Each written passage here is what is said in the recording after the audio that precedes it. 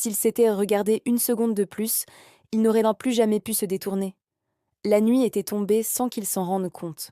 Le feu crépitait faiblement, projetant des ombres tremblantes sur les murs.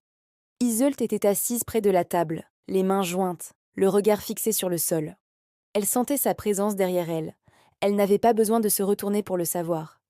Tristan se tenait immobile. Chaque pas qu'il faisait vers elle lui semblait une faute de plus.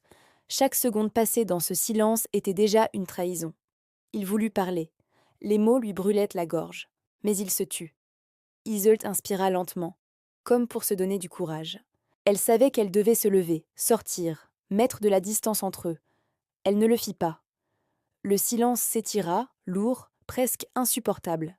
Ce n'était plus l'innocence de l'attente. C'est était le poids un désir que aucun des eux n'osait nommer. Tristan, dit-elle enfin, d'une voix à peine audible. Il tressaillit. Son nom, prononcé ainsi, n'était plus un appel anodin. C'était une brèche. Il fit un pas, puis un autre, assez pour sentir la chaleur de son corps, assez pour que l'air entre eux devienne brûlant.